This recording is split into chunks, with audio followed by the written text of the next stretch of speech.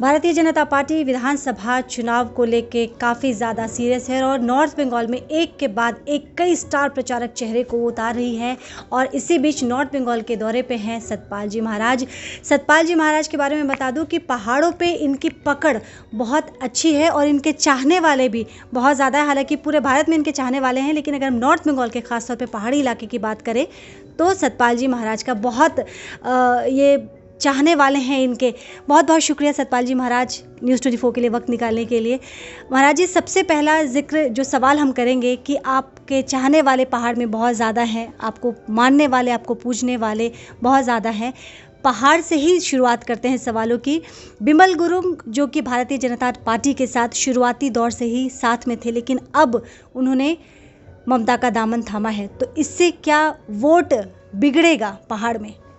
मैं ये बताना चाहता हूँ, सबसे पहले नमस्कार।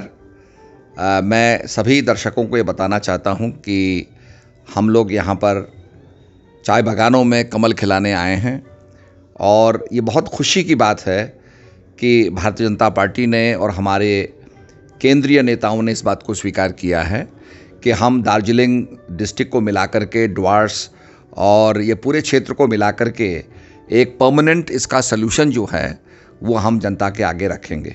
ये बड़ी खुशी की बात है कि केंद्रीय नेतृत्व ने इसको स्वीकारा कि एक प्रॉब्लम है, ये इसका सलूशन होना चाहिए, इस पूरे क्षेत्र का डेवलपमेंट होना चाहिए। इसके साथ साथ एक एम्स की स्थापना यहाँ पर होगी, तो जो लोग कलकत्ता जाते हैं इलाज कराने के लिए तो अच्छे से अच्छी चिकित्सा उनको यहाँ पर उपलब्ध होगी।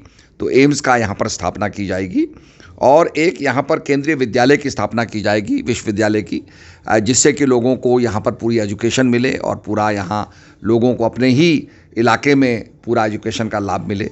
तो ये स्थापित होने जा रही हैं। इसके साथ साथ यहाँ पर 11 जो हमारी गोरखा समाज की उपजातियाँ हैं उनको भी आरक्षण देने की बात कही गई है। तो ये बहुत अच्छी बात है कि इसी चीज़ को विमल गुरुंग राजनीतिक मुद्दा बना रहे हैं। उन्होंने कहा कि भाजपा ने वादे तो किए, लेकिन वो तमाम वादे झूठे साबित हुए। वो वायदे हमने किए हैं और वायदों को हम पूरा करेंगे इस समय, क्योंकि केंद्र में भाजपा की सरकार है और राज्य में भी भाजपा की सरकार होगी, तो निश्चित रूप में डबल इंजन की सरकार होगी और यहाँ जो वायदे हैं वो पूरे किए जाएंगे। मैं ये लोगों को विश्वास दिलाने आया हूँ, क्योंकि आपने पिछली बार मेरे आग्रह को स्वीकार किया था। राजू बिष्टा को आपने यहाँ से जिताया, उसने यहाँ की समस्याओं को उजागर किया, बहुत हल उनको करवाया और हमें बार बार ये कहते रहते थे कि भाई यहाँ का टूरिज़्म आगे बढ़े, यहाँ क्षेत्र में विकास हो। तो ये सब लेकर के हमने एक टूरिज़्म सर्किट को भी डिवाइस किया कि बुद्धिस्ट टूरिज़्म सर्किट हो, राजवंशी टूरिज़्म सर्किट हो, हिल क्वीन टूरिज़्म सर्किट हो।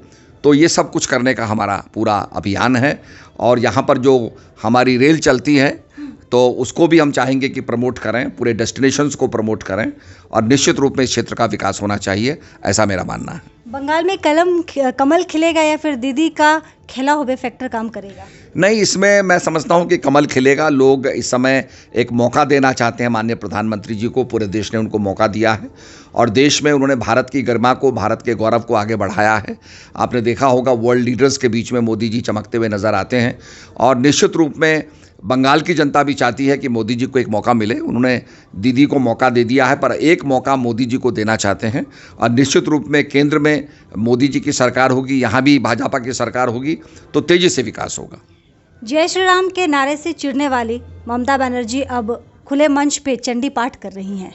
ये बड़ी अच्छी बात है कि उनमें एक परिवर्तन आया है और चंडी पाठ के साथ साथ राम का पाठ भी करें तो बहुत अच्छा होगा। और मैं समझता हूँ कि इन मुद्दों से हट करके हमें विकास के मुद्दों को लेना चाहिए। और मैंने तो यहाँ पर नेपाली भाषा को मान्यता दिलाने के लिए पदयात्रा की थी। 11 मार्च 1985 से हमने पदयात्रा शुरू की और हमने 24 मार्च को गंगटोक में समाप्त किया कि नेपाली भाषा को 8 शेड्यूल में मान्यता मिले। और ये सब वादियाँ, ये सब चाय बागान में पैदल चलता हुआ गया था और गंगटोक पहुँचा था और भगवान की कृपा से, प्रभु राम की कृपा से उस पूरे अभियान के अंदर हमें सफलता भी मिली। नेपाली भाषा को 8वें अनुसूचित जाति को संबद्ध करते हुए 8 शेड्यूल के अंदर उसको संबद्ध करते हुए उसको मान्यता भी प्राप्त हुई है। और यहाँ पर जो हमारी पार्टी ने कहा है कि एक गोरखा वॉर म्यूजियम बनाया जाएगा, तो उससे भी यहाँ की गोरखाओं की जो गौरव गाथा है वो देखने को मौका मिलेगा। लेकिन इन दिनों ममता बनर्जी के बोल खुले मंच पे बहुत ज़्यादा बिगड़ैल हो रहे हैं। हाँ, वो नहीं होने चाहिए, क्योंकि संतुलन हमें खोना नहीं चाहिए। जिस समय शंकराचार्य और मंडन मिश्र का शास्त्रार्थ हुआ था, उस समय जो आदमी आपको पता है कि उसके बिगड़ेल बॉल हो गए, तो वो हार गया शास्त्रार्थ के अंदर और शंकराचार्य जी जीत गए। तो हमें अपना संतुलन नहीं खोना चाहिए।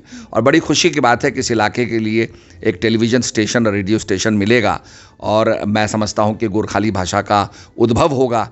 ये बड़ी प्रसन्नता की बात है। एक आखिरी सवाल सतपाल जी महाराज, जो हम आपसे जानना चाहते हैं कि अटकलें लग रही हैं कि उत्तराखंड के चुनाव के बाद आप भारतीय जनता पार्टी छोड़ के आम आदमी पार्टी में शामिल हो सकते हैं। नहीं, ऐसी बिल्कुल गलत बात है, ऐसा कुछ है नहीं। मैं यहाँ पर भारतीय जनता पार्टी में आया हूँ क्योंकि यहाँ पर पार्टी का एक सिद्धांत है, और मेरा भी सिद्धांत था कि जब योग का और अध्यात्म का प्रचार होगा तो हमारा देश जो है विश्व गुरु बनेगा। और किसी पार्टी के अंदर ये बात नहीं आती है, उनका कोई संकल्प भी नहीं है, उनका कोई दृष्टिकोण भी नहीं है। तो भारतीय जनता पार्टी का दृष्टिकोण है कि भारत विश्व गुरु बने। मेरा भी वही संकल्प है, इसलिए अपने संकल्प पूरा कराने के लिए निश्चित रूप में मैं बीजेपी में रहूँगा और इस संकल्प को पूरा करूँगा।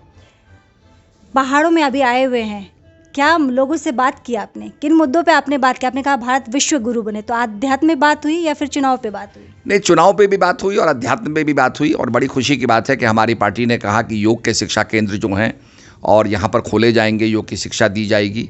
और मेरा मोदी जी से भी आग्रह है कि योग की शिक्षा जो है अनिवार्य रूप से हर स्कूलों में दी जानी चाहिए।